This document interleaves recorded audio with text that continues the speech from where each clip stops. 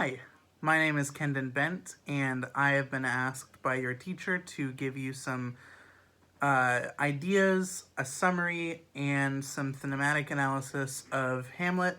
I will be doing this for every act as you go along, and hopefully this gives you some insight. I am a college student currently, and I studied Hamlet in the IB program in high school, so hopefully this will help you.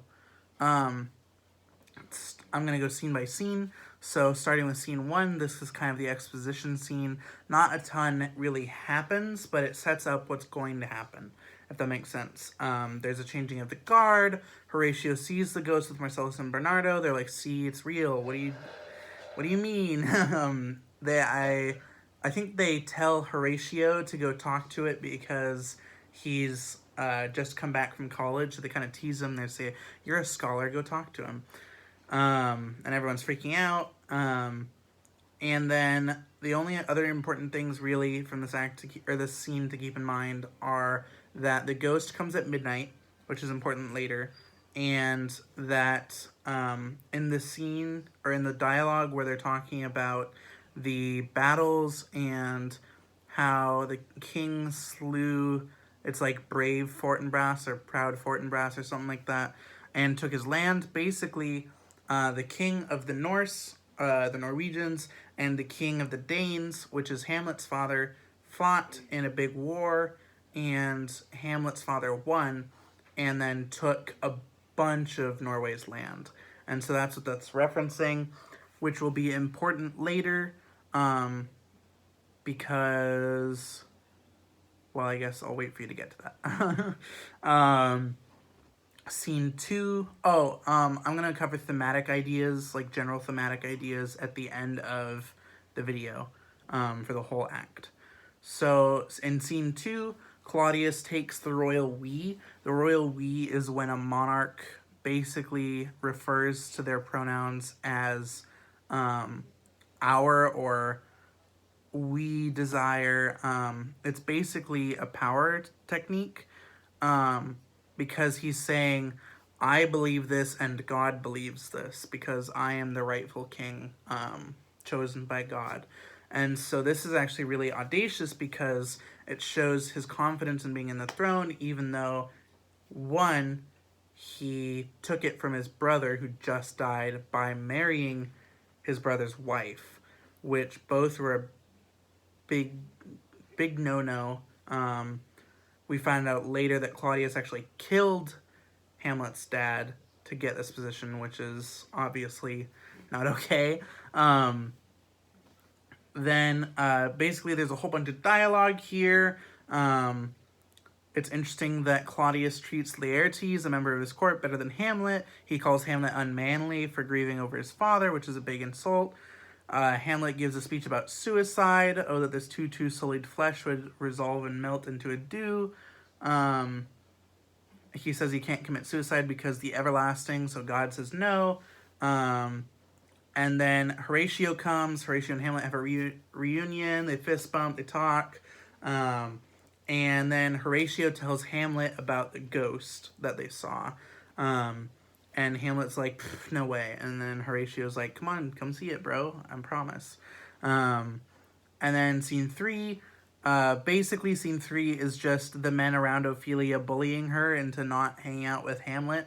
Laertes calls him flighty. Polonius says she'll make him look bad. That's all this scene really is.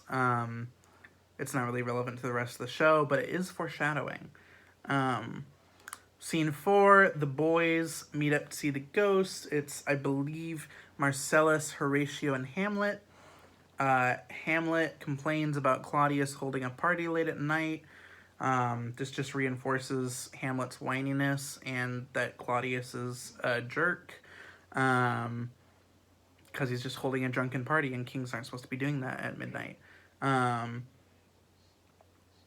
The only really relevant part of this scene, outside of setting up scene 5, is that Marcellus and Horatio, after seeing the ghost, basically go, but wait, it could be an evil spirit because it only appears at midnight, and we don't know where it's going to take him, we don't know where he's going to go.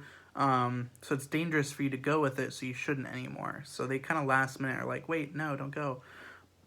And Hamlet just says, well, I don't worry about dying because he just gave a speech about suicide, and I don't really care because it can't touch my soul, so I'm just gonna bye-bye.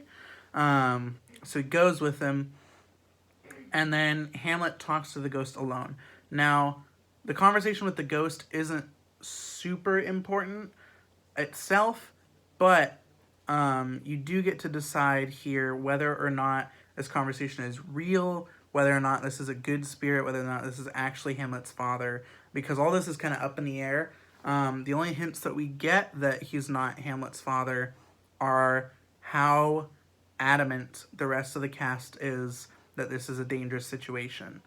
And then basically they talk. I think you can analyze the scene pretty easily. It's not that complex. But the most important line for the whole act, really, is Hamlet saying, "How strange or odd some'er I bear myself, as I perchance hereafter shall think to meet to put an antic disposition on." And this means, basically, he's speaking with Horatio, and he says, if I act crazy sometime soon, know that it's still me. Which is good, because he proceeds to act crazy for the rest of the show, which you'll see. And so this sets up the entire play, really. But this scene you can kind of evaluate for yourself overall, besides that line I wanted to talk about, because there are so many implications, but not many of them are really under the surface. They're all pretty right there for you. So yeah, I think that's good. That's the act, basically. The thematic ideas overall, there's a heavy emphasis on power and power dynamics. There's an emphasis on family and the importance of family. Gertrude is the one who calms Hamlet down in the court scene. Ophelia gets browbeaten by her family to not see Hamlet.